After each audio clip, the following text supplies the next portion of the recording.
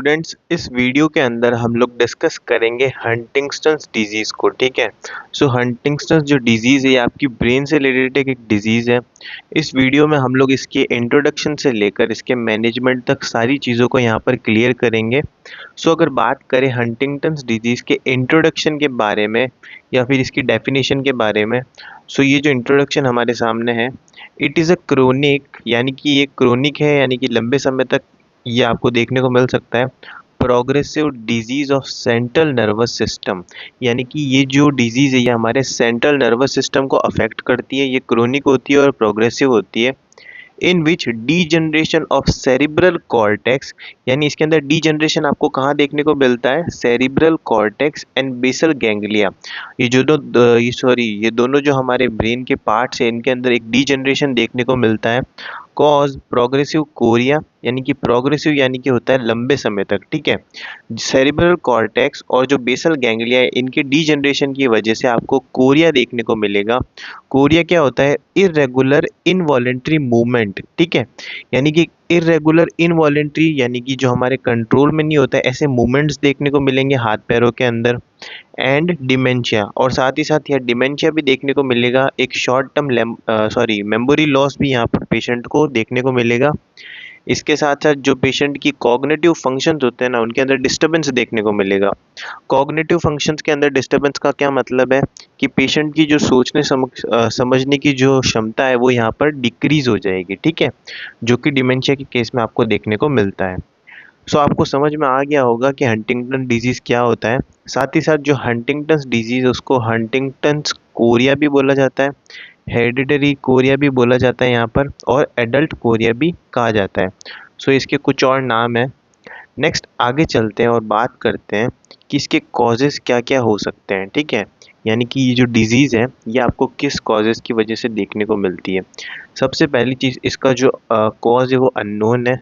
इसी के साथ साथ फैमिली हिस्ट्री जो है इसका एक कॉज है, यानी कि फैमिली के अंदर अगर जो कोई भी जो पास्ट फैमिली हिस्ट्री होती है उसके अंदर देखा जाए तो अगर पेरेंट्स के अंदर ये डिजीज़ है तो बच्चों में होने के चांसेस भी ज़्यादा होते हैं। इसके अलावा जेनेटिक फैक्टर्स यहाँ पर रिस्पॉन्सिबल होते हैं, और ओल्डर एज यानी कि बढ़ती एज के साथ ये जो कंडीशन है ये आपको देखने को मिलेगी। अगर बात करें इसके सिम्टम्स के बारे में, सो जो सिम्टम्स है उनको हमने 3 कैटेगरी के अंदर यहाँ पर डिवाइड किया है। वन बाय वन हम लोग तीनों कैटेगरी को समझते हैं।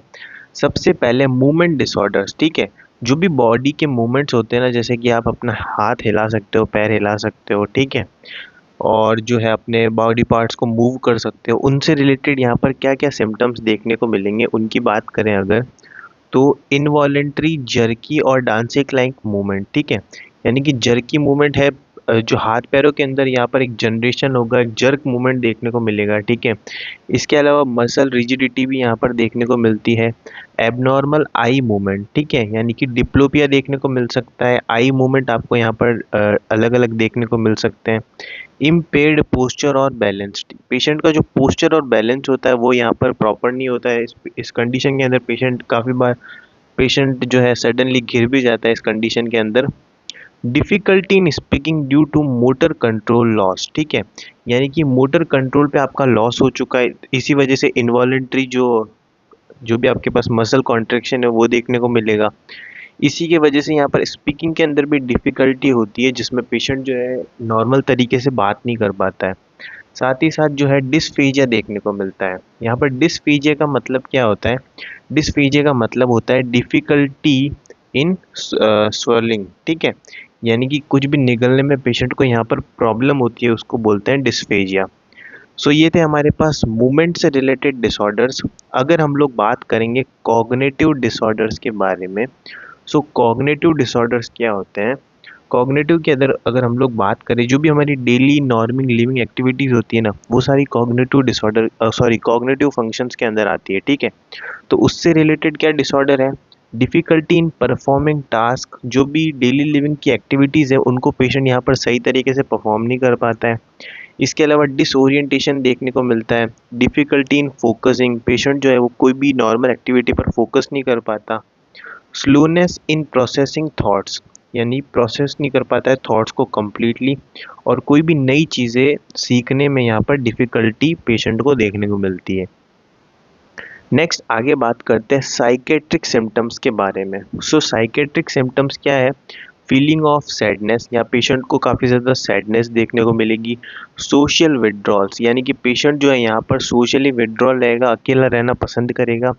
डिप्रेशन देखने को मिलेगा। इंसोम्निया, इंसोम्निया का मतलब होता है लैक ऑफ स्लीपनेस, ठीक है, यानी कि पेशेंट जो है यहाँ पर सो नहीं पाएगा काफ़ी ज़्यादा। इसके अलावा फटीग, यानी कि थकावट देखने को मिलेगी। फ्रीक्वेंट सुसाइडल थॉट्स, यहाँ पेशेंट को डिप्रेशन की वजह से सुसाइडल थॉट्स की टेंडेंसी भी यहाँ पर हाई रहेगी। और डिक्रीज लिपिडो, या फिर जिसको हम लोग लॉस ऑफ सेक्सुअल ड्राइव बोलते हैं, वो भी इस कंडीशन के अंदर यहाँ पर साइकेट्रिक सिम्टम्स में देखने को मिलेगा। सो ये सारे हमारे कुछ सिम्टम्स थे जो कि आप लोग हंटिंगटन्स डिजीज़ में देखते हो। नेक्स्ट बात करेंगे डायग्नोसिस के बारे में। सो डायग्नोसिस के अंदर हमारे पास है history collection, physical examination, neurological examination, या फिर मेंटल स्टेटस एग्जामिनेशन भी यहाँ पर किया जा सकता है, ठीक है, जिसकी मदद से आपको जो भी पेशेंट की साइकेट्रिक या कॉग्निटिव फंक्शंस है उनके अंदर कोई भी प्रॉब्लम है तो वो पता लग जाती है। साथ ही साथ सिटी स्कैन यहाँ पर ब्रेन की एबनॉर्मलिटीज़ को चेक करने के लिए किया जाता है, और एमआरआई और ईईजी भी आपके पास किया जाता है, ठीक है। नेक्स्ट लास्ट बात करते हैं इसके मैनेजमेंट के बारे में। सो ये कंडीशन तो हमने समझ ली, कॉजेज़ भी समझ लिए, सिम्टम्स भी देख लिए। अब बात करते हैं इसकी मैनेजमेंट की, और यहाँ पर जो जो थेरापीज़ दी जाती है ना, जैसा कि आपने साइकेट्रिक के अंदर काफ़ी पढ़ा होगा कि जो भी साइकेट्रिक डिसऑर्डर्स होते हैं या साइकेट्रिक कंडीशन होती है, उनके अंदर हम लोग मेडिकेशन तो देते ही हैं, पर साथ ही साथ काफ़ी सारी थेरापीज़ दी जाती है जो कि नर्सेस प्रोवाइड करती है। तो उन कुछ थेरापीज़ के बारे में भी एक बार डिस्कस कर लेते हैं, और कुछ मैनेजमेंट यानी कि जो भी मेडिकल मैनेजमेंट है, ड्रग्स है, उनके बारे में भी डिस्कस करते हैं। सो सबसे पहला पॉइंट है, there is no cure of और treatment of Huntington's disease. So basically कोई भी प्रॉपर क्योर तो यहाँ पर एक नहीं है हंटिंगटन डिजीज़ के लिए। यहाँ पर जो ट्रीटमेंट होता है वो फोकस करता है on minimising the symptoms and preventing complications. जो हमारा ट्रीटमेंट होता है ना, वो सिर्फ सिम्टम्स को डिक्रीज़ करता है, ठीक है, और जो है कॉम्प्लिकेशंस को प्रिवेंट करता है, उन्हें होने से रोकता है।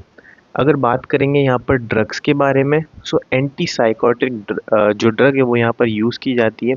इसके ऊपर हमने एक डिटेल क्लासिफिकेशन भी डाल रखा है फार्माकोलॉजी की प्लेलिस्ट में।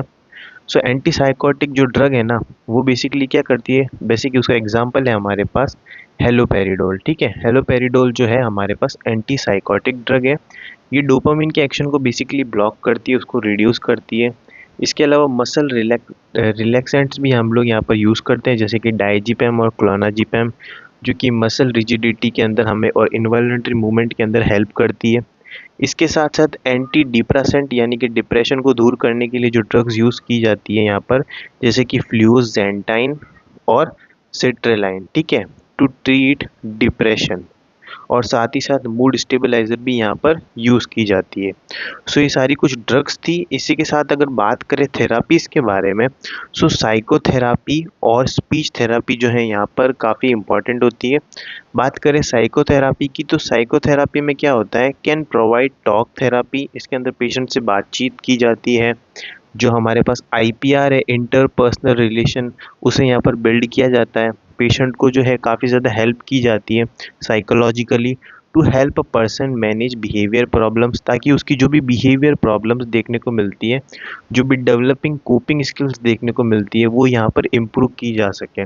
नेक्स्ट स्पीच थेरापी यहाँ पर क्यों प्रोवाइड करते हैं, अ स्पीच थेरापिस्ट, जो स्पीच थेरापिस्ट होता है या फिर जिस नर्स ने ट्रेनिंग ले रखी है, can help improve ability to speak clearly. वो हेल्प करती है पेशेंट को कि वो इस कंडीशन के साथ जो है स्पीक क्लियरली या फिर प्रॉपरली बात कैसे करें। और teach to use communication devices, जो भी कम्युनिकेशन डिवाइसेस अवेलेबल है उन्हें यूज़ कैसे करें। सो आई होप आपको इस वीडियो ने हेल्प की होगी।